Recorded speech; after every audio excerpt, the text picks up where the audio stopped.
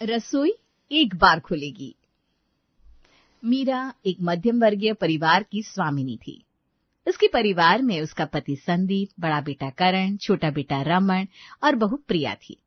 रमन की भी शादी नहीं हुई थी। एक दिन जब प्रिया खाना बनाकर किचन से निकली तो रमन ने कहा, भाभी वो हल्दी वाला दूध दे देंगी, आज जरा चोट लग गई है। अरे चोट कैसे लग गई? कुछ खास नहीं, वो ठोकर लग गई थी तो गिर पड़ा। अच्छा ठीक है, आप बैठिए, मैं अभी दूध लेकर आती हूँ। क्या बोला तूने रमन? चोट लग गई? अरे मम्मी परेशान मत होना, कुछ नहीं हुआ है मुझे, अभी हल्दी वाला दूध पीऊंगा तो ठीक हो जाऊंगा। प्रिया ने हल्दी वाला दूध रमन को लाकर दिया तो उसने फटाफट पिया और वो अपने कमरे में चला गया। प्रिया भी अपने कमरे में जाने वाली थी कि तभी उसके ससुर संदीप ने आवाज लगाई, अरे चाय मिल जाती तो मजा आ जाता इस टाइम। जी पापा जी, अभी लाती हूँ। थोड़ी इलायची डाल देना। ठीक है। प्रिया जैसी किचन की तरफ बढ़ी तो सबने कहा, हम भी पियेंगे, हम भी पियेंगे। उसने सबके लिए चाय बनाई और सबको पिलाई। चाय पीने के बाद उसने वो बर्तन भी तो धोने थे। अगर अभी बर्तन धोकर नहीं रखे तो सुबह प्रॉब्लम होगी, धो देती हूँ। बर्तन धोकर आखिरकार अपने कमरे में पहुंची तो करण बोल पड़ा, अरे कितनी देर लगाती हो आने में। ये सुनते ही प्रिया को गुस्सा आ गया और वो चिल्ला पड़ी, मैं वहां किचन में मस्ती नहीं कर रही थी, ना ही भांगड़ा डाल रही थी। काम होता है इसीलिए देर लगती है, और काम भी मेरा अपना नहीं, कभी कोई कुछ कह देता है, कभी कोई कुछ कह देता है, तो करना ही पड़ेगा ना। अरे तुम तो गुस्सा ही हो गई, मैं तो यूं ही कह रहा था। नहीं, मैं गुस्सा नहीं कर रही हूँ, बस एक बात बता रही हूँ आपको। अच्छा ठीक है, जो भी है छोड़ो, आओ बैठो आराम से। करण ने प्रिया का हाथ पकड़ा और उसे पास बिठा लिया। कमरे की हल्की रोशनी में वो दोनों आमने सामने बैठे थे। देखो प्रिया, मुझे नहीं पता तुम पर कितना काम आ पड़ता है, मैं बाहर की दुनिया में फंसा रहता हूँ, पर तुम्हारे चेहरे की थकान आज बता गई कि कुछ तो ठीक नहीं है। तुम कुछ नहीं समझते करण, दिन भर किसी का दूध, किसी की चाय, किसी के बर्तन। मेरा नाम प्रिया नहीं, परमानेंट रसोई वाली रख दो। अरे बाबा, मजाक कर दिया था मैंने, तुम तो लाल पीली हो गई। चलो छोड़ो, आज की बातें भुला दो। भूल जाऊंगी, जैसे सब भूल जाती हूँ। चलो सो जाओ तुम। करण सो गया, लेकिन प्रिया की आंखों में नींद कहाँ थी। उसने धीरे से मोबाइल उठाया और अपनी दोस्त रीमा को कॉल मिलाया। हेलो मैडम, याद कैसे आई? बस यूं ही, थोड़ी घुटन सी हो रही थी। क्या हुआ रे, तू ठीक तो है ना? आवाज क्यों इतनी बुझी हुई लग रही है? रीमा, तुझसे क्या छुपाऊं, बहुत थक गई हूं मैं। इस घर में जैसे मेरी कोई पहचान ही नहीं है। सुबह उठो तो चाय, फिर नाश्ता, फिर दोपहर का खाना, फिर शाम की चाय, रात का खाना और फिर बर्तन। अरे यार, तू तो मशीन बन गई है। हम औरतें हर घर में यही कर रहे हैं, पर तू तो बिल्कुल घुल गई है काम में। रीमा और प्रिया की बातें चल रही थी कि तभी मीरा वहीं से गुजरी और उसने उनकी बातें सुन ली। उसने दरवाजा खटखटाया। प्रिया, जरा इधर आना। जी मम्मी जी। देखो, मैंने भी अपनी जिंदगी रसोई में ही गुजारी है, हर औरत को करना पड़ता है, मगर एक बात याद रख, घर की बातें घर में रहनी चाहिए, बाहर की दुनिया मजाक उड़ाती है, समझी? माफ कीजिए मम्मी जी, मुझे गलती का एहसास हो गया है, अब से मैं किसी से कुछ नहीं कहूंगी। वक्त गुजरा, फिर आया रमन की शादी का दिन। रमन की शादी तानिया से हुई और उसके आने से जैसे घर में बहार आ गई मेरी छोटी बहू, जैसे लक्ष्मी घर में पधारी हो। तानिया, अब तुम आ गई हो तो मेरा साथ देने वाली आ गई। अब रसोई में दो बहुएं कमाल कर देंगी। जी क्या मतलब? मतलब तुम मेरी हेल्पर बनकर आई हो। अरे डरो नहीं, मजाक कर रही हूँ। घबराओ मत। वहां मौजूद सब हंसने लगे। अगले दिन सुबह सुबह ही प्रिया और तानिया ने एक साथ रसोई संभाल ली, एक जैसी साड़ियों में, हाथ में बेलन और कड़छी लिए, मानो दो रण बांकुरिया युद्ध के लिए तैयार हो। तानिया भी रसोई के काम में काफी एक्सपर्ट निकली, सब्जी काटना, रोटियां बेलना, पराठा को फुलाना, जैसे कोई शेफ हो। दीदी, आपने सही कहा था, मिलकर करेंगी तो मजा आएगा। बस अब तुम आ गई हो तो मैं भी थोड़ी सांस ले सकूंगी। शुरू में तो सब कुछ हंसी खुशी चल रहा था, लेकिन जैसे जैसे काम का बोझ बढ़ा और हर थोड़ी देर में कोई कुछ मांगने लगा, तानिया के चेहरे की मुस्कान भी पिघलती चली गई। दोनों ने दोपहर का खाना बनाया और जैसे ही किचन से निकली, अगर आज कस्टर्ड मिल जाता ना तो पेट भी बोलता, वाह बेटा वाह। अभी अभी तो निकली हूँ रसोई से, जरा बैठने तो। अरे ठीक है, आराम कर लो, बस दिल कर रहा था कि दोपहर के खाने के बाद कस्टर्ड खा लूं, नहीं तो रात को तो लेट हो जाएगा ना। तान्या ने गहरी सांस ली और मुड़कर फिर किचन में चली गई। हाँ जी, क्यों नहीं, हम तो मशीन है, बटन दबाओ, मिठाई कस्टर्ड जो मांगोगे मिलेगा।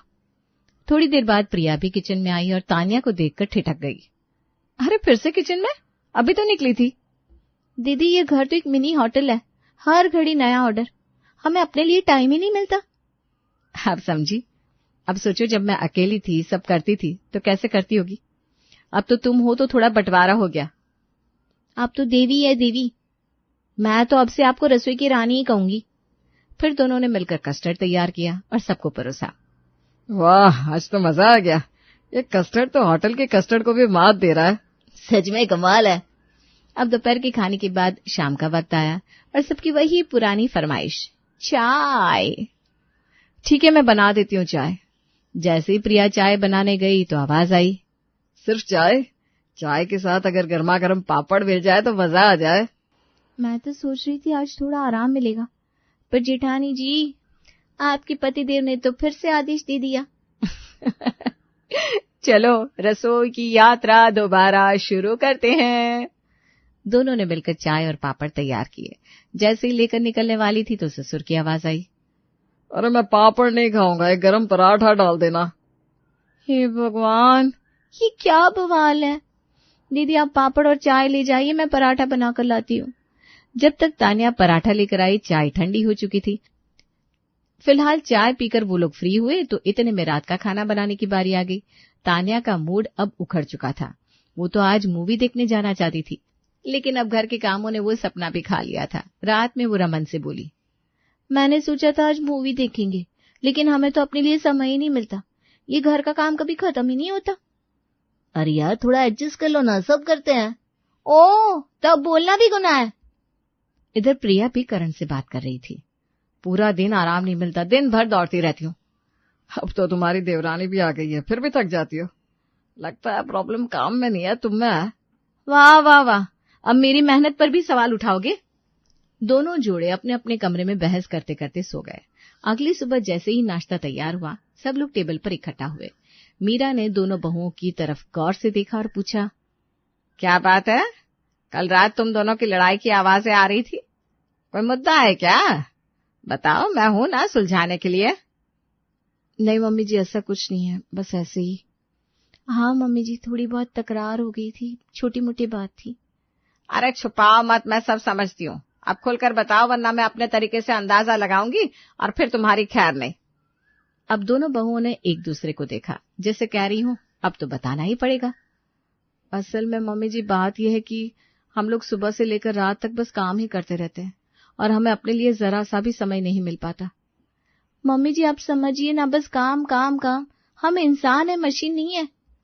मीरा ने तुरंत ठहाका मारा और कहा, अरे वाह, अब तो बहुएं आजादी मांगने लगी। सुनो, जब मैं इस घर की बहू बनकर आई थी ना, तब तो दिन रात अकेले सब कुछ करती थी, ना कोई हेल्प ना कोई आराम। और तान्या, तुम्हें कम से कम एक जेठानी मिली है। सोचो प्रिया का क्या हाल होता होगा जब वो अकेली ये सब संभालती थी। मम्मी जी मैं आपकी बात समझती हूँ, लेकिन फिर भी क्या हमें अपने लिए थोड़ा सा वक्त नहीं मिलना चाहिए? ठीक कह रही हो, सही मायनों में समाधान यही है कि तुम्हारे पति भी थोड़ी मदद करे। इतना सुनते ही रमन और करण चाय छोड़कर सीधी कमर सीधी करने लगे और बोले, क्या हमसे मदद? अरे हम तो दिन भर ऑफिस में सर खपाते हैं, थक कर आते हैं, अब घर आकर बेलन भी चलाए क्या? हाँ मम्मी, ये तो गलत बात है, हम थके होते हैं, थोड़ा चैन चाहिए हमें घर पर। अब बहस गर्म होने लगी। प्रिया और तान्या तर्क दे रही थी और पति अपनी मजबूरी बता रहे थे। अब तक शांत बैठे संदीप जी ने जोर से खंखार कर कहा, बस करो सब लोग, मुझे लगता है लड़के सही कह रहे हैं। मर्दों का काम क्या है रसोई में, ये तो औरतों का इलाका है। क्या मतलब? तो फिर हम आराम कब करें? क्या हम कभी इंसान बनेंगे? हाँ पापा जी, अगर यही चलना है तो हम काम वाली रख लेते हैं। काम वाली? बिल्कुल नहीं, उसका कोई भरोसा नहीं होता। खाना कैसा बनाएगी, सफाई करेगी कि नहीं, मुझे भरोसा नहीं है बाहरी लोगों पर। तो फिर क्या करें, कुछ तो हल निकालो। एक आइडिया है मेरे पास। रसोई दिन में सिर्फ एक बार खुलेगी, सुबह। सुबह जो काम होगा वही दिन भर चलेगा, उसके बाद न कोई चाय, न पराठा, न हलवा। अरे पापा, आप तो क्रांतिकारी बन गए आज। वैसे सुनने में बढ़िया लग रहा है। हाँ, बहुत बढ़िया, चलो यही ठीक है। मीरा शक में थी, लेकिन दोनों बहुएं काफी एक्साइटेड थी तो उन्होंने हामी भर दी। अब अगली सुबह जैसे ही सूरज चढ़ा, दोनों बहुएं रसोई में घुस गई। सबने पहले बनाई चाय, बहुत सारी चाय, क्योंकि दिन भर कोई मांग ना करते। देखो थर्मस भर दो पापा जी के लिए, वरना फिर से बोलेंगे अब चाय तो नहीं बन सकती। इसके बाद तैयार किया भरपेट नाश्ता, ताकि कोई दोबारा कुछ न मांगे। लगे आज दोपहर का खाना भी बना लेते, नहीं तो दोपहर में भूखे रहेंगे, और रात का भी एक बार में सब खत्म। तीनों टाइम का खाना एक ही साथ बनाकर दोनों की जान निकल गई। हाथ जल गए, पैर दुखने लगे और माथे पर पसीना बहने लगा। जैसे तैसे दोपहर के 2 बजते बजते सब निपटा। अब वो थकी हारी अपने अपने कमरों में जाकर सीधी बिस्तर पर गिर पड़ी। अब तो हड्डियां चटकने लगी है। वो इतनी थकी हुई थी कि लेटते ही सो गई। शाम हुई तो उनके पति ऑफिस से लौटे। करण ने जैसे ही प्रिया को बिस्तर पर पड़ा देखा, चौंक कर पूछा, अरे क्या हुआ, बीमार हो क्या? नहीं, थक गई हो, सुबह से शाम तक 3 टाइम का खाना बनाया, अब तो लग रहा है कि जान निकल जाएगी। उधर तान्या ने भी रमन को ऐसा ही कुछ कहा। फ्री टाइम में कुछ किया नहीं? मजाक ना बनाओ, इतनी थकावट के साथ क्या ही करेंगे। अगली सुबह जब मीरा ने देखा कि प्रिया और तान्या फिर से रसोई में घुस चुकी है तो उसने कहा, देखो अगर चाहो तो पुराना सिस्टम फिर से शुरू कर सकते हो, कम से कम ये थकावट तो नहीं झेलनी पड़ेगी। नहीं मम्मी जी, हम अभी ट्राई करना चाहते हैं, शायद हमें आदत पड़ जाए। हाँ, हो सकता है यही तरीका हमारे लिए बेहतर निकले।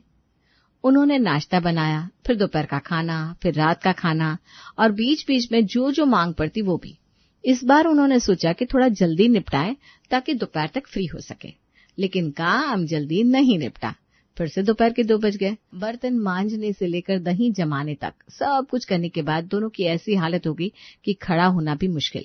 दोनों थककर हॉल के सोफे पर आकर गिर गए। भगवान की कसम, मेरी तो टांगे जवाब दे रही हैं। ऐसे नहीं चल पाएगा दीदी, आधा दिन तो काम में निकल जाता है और बाकी आधे में बस लेटने की हिम्मत बचती है। ऊपर से खाना भी कैसा, सुबह बनाकर रखो, फिर दोपहर रात को वही गरम करके खाओ। स्वाद का तो सत्यानाश हो गया है। तो क्या फैसला लिया तुम लोगों ने? फैसला ही तो नहीं ले पा रहे मम्मी जी, एक तरफ कुआं है, दूसरी तरफ खाई। सही तो यही होगा ना कि हमारे पति भी थोड़ी मदद करें, पर उन्हें तो टीवी, मोबाइल और गप्पों से फुर्सत नहीं है। मीरा ने उनकी बातें सुनी पर कुछ नहीं कहा। एक लंबी सांस भरकर चली गई।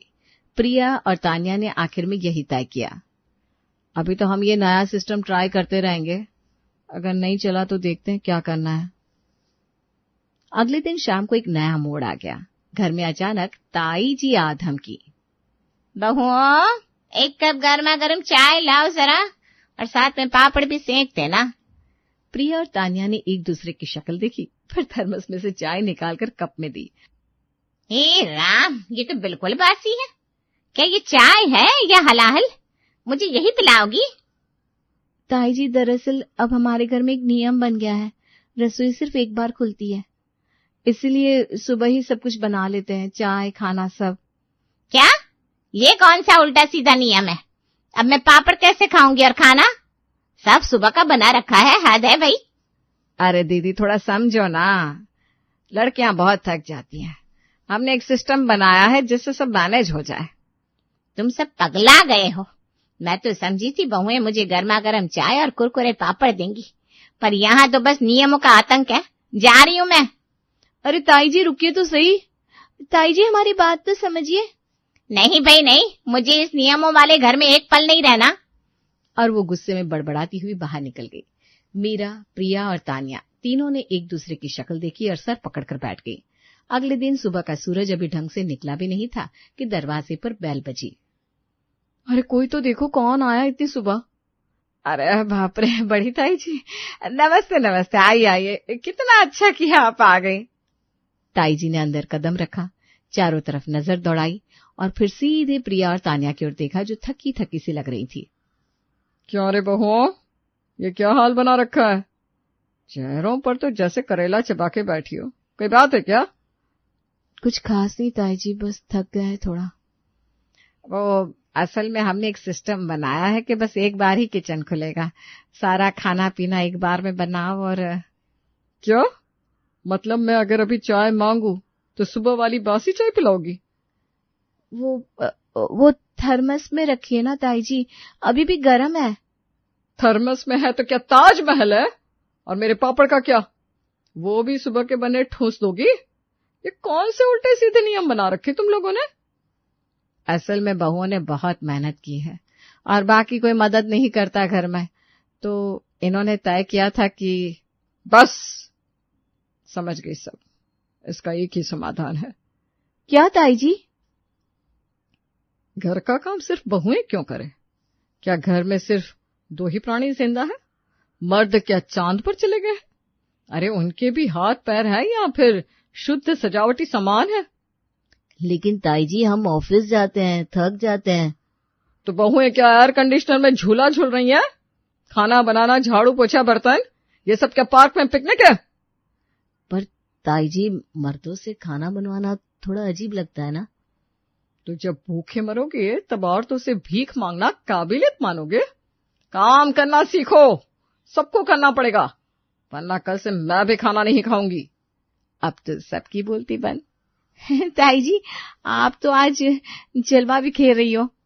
अभी तो जलवा शुरू हुआ है। चलो उठो सब, अब मेरे लिए नाश्ता बनाओ। मैं बनाती हूँ। ना ना ना, सिर्फ बहू नहीं, रामान, कारण, तुम भी चलो। एक पानी रखो उबालने, दूसरा टोस्ट सेंको और तीसरा पापड़ तलो। और कोई बाहर से ठंडी कोल्ड ड्रिंक भी ले आना। चाय पसंद नहीं आई तो काम आ जाएगी। सब एक दूसरे को देखते हैं, फिर मुस्कुराते हुए आगे बढ़ जाते हैं। थोड़ी देर में ताई जी सोफे पर आराम से बैठी चाय और पापड़ खा रही थी। देखा, सब मिलकर करो तो काम भी जल्दी होता है और कोई थकता भी नहीं है। सही कहा, आज घर में पहली बार सबके चेहरे खिले हुए लग रहा है। और पहली बार कोई पंखा साफ कर रहा है, जो कभी खुद हवा खाने ही बैठ जाता था। और यूं एक घर जो पहले सिस्टम में उलझा था, अब मिलजुल कर चलने लगा, एक नई शुरुआत के साथ, जहां सबका हाथ सबका साथ था।